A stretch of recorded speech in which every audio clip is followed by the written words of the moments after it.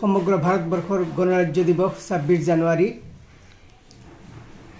আজিৰ এই দিনটোতেই সমগ্ৰ ভাৰতবৰ্ষ জুৰি প্ৰায় একে সময়তে এই উৎসৱ গণৰাজ্য দিৱসৰ উৎসৱ পালন কৰা হৈ আছে।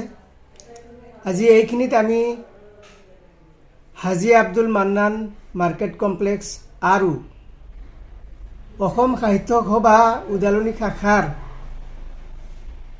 যৌথ উদ্যোগত ইয়াত পতাকা উত্তোলনৰ অনুষ্ঠানত এই মুহূৰ্তত উপস্থিত থকা আমাৰ AK মেমৰিয়েল গাৰ্লছ হাইস্কুলৰ প্ৰধান শিক্ষক সমন্বিতে বাকী শিক্ষাগুৰুসকল, এই অনুষ্ঠানত উপস্থিত থকা যুৱ সমাজ,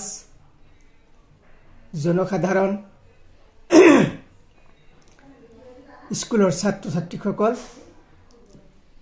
এইখিনিতে মই এটা কথা ক'ব বিচাৰোঁ যে হাজী আব্দুল মান্নান কমপ্লেক্স বুলি কওঁতে আজিৰ যিবিলাক ল'ৰা ছোৱালী যোৱা 10 বছৰত যুৱাৱস্থা পাইছে, এওঁলোকে এই কথাখিনি তেখেতক হয়তো ভালকৈ নিচিনিবও পাৰে।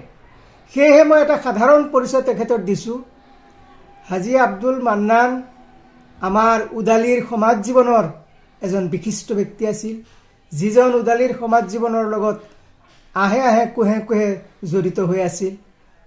তেওঁ সমাজৰ কাৰণে যিখিনি কৰি থৈ গৈছে সেইখিনি আমাৰ সকলোৰে সৰ্বজন বিদিত।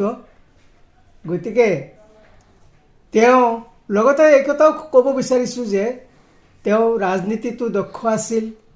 তাৰপিছত এই ওদালিৰ সমাজৰ সামাজিক আচাৰ বিচাৰত তেওঁ এজন লোক আদালতৰ হাকিমৰ দৰেই ভূমিকা পালন কৰিছিল। সেইকাৰণে আজিৰ এই শুভক্ষণত তেখেতৰ অৱদানৰ কাৰণে আমি কৃতজ্ঞতা জ্ঞাপন কৰিছোঁ আৰু লগতে শ্ৰদ্ধাৰে সুঁৱৰিছোঁ। যিয়ে নহওক, আজি ৭৬তম গণৰাজ্য দিৱস। এই দিনটো ভাৰতবাসীৰ কাৰণে অত্যন্ত গুৰুত্বপূৰ্ণ আৰু তাৎপৰ্যপূৰ্ণ দিৱস। কাৰণ আমি যদিও 1947 চনৰ 15 আগষ্টত স্বাধীনতা অৰ্জন কৰিছিলোঁ, তথাপিতো সুবিশাল ভাৰতবৰ্ষখন সুচাৰুৰূপে পৰিচালনা কৰাৰ কাৰণে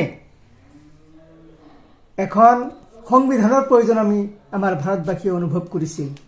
আৰু তাৰে কাৰণে বিশেষকৈ ভীমৰাও আম্বেদকাৰ তেখেতৰ সবল আৰু সক্ৰিয় নেতৃত্বত সংবিধানখন ৰচনা কৰা হৈছিল। আৰু আজিৰ এই ২৬ জানুৱাৰী 1950 চনৰ ২৬ জানুৱাৰীৰ দিনাখনেই আমাৰ এই সংবিধানখন কাৰ্যকৰী হৈছিল, গ্ৰহণ কৰা হৈছিল। আৰু এই সংবিধানখনে আমাৰ ভাৰতবৰ্ষক সাৰ্বভৌম ধৰ্মনিৰপেক্ষ গণতান্ত্ৰিক গণৰাজ্য হিচাপে ঘোষণা কৰিছিল। আৰু এই সংবিধানৰ বলতেই আজি আমাৰ ভাৰতবৰ্ষই প্ৰভূত উন্নতি লাভ কৰিছে, যথেষ্ট উন্নতি হৈছে দেশখনৰ।